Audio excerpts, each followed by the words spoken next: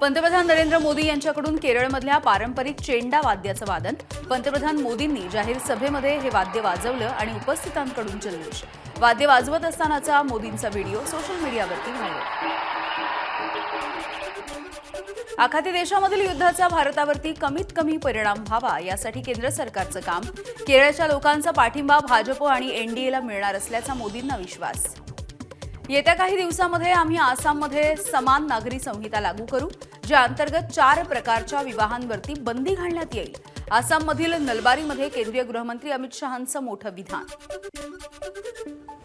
रत्नागिरी जिल्ह्यामध्ये सातत्यानं सुरू असलेल्या अवकाळी पावसामुळे आंबा आणि काजूच्या पिकाला फटका बसतोय। यंदा हापूस आंब्याचं उत्पादन केवळ 20% होणार असल्यामुळे शेतकरी आर्थिक संकटात। अवकाळी पावसामुळे झालेल्या नुकसानीच्या पंचनाम्याचे अहवाल आल्याच्या नंतर शेतकऱ्यांना मदत केली जाणार आहे। कृषी मंत्री दत्तात्रय भरणे यांची माहिती। तसंच ऑगस्टपर्यंत कमी पाऊस राहणार असल्यामुळे काटकसरीनं पाणी वापरण्याचं शेतकऱ्यांना आवाहन।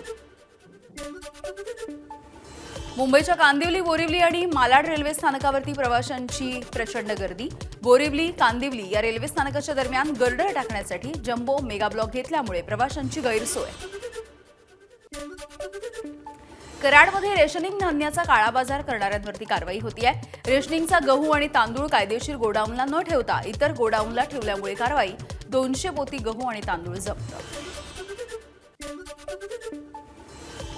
वाशिमच्या खानापूर गावामधल्या अल्पवयीन मुलीवरती 19 वर्षाच्या तरुणानं अत्याचार केलेत।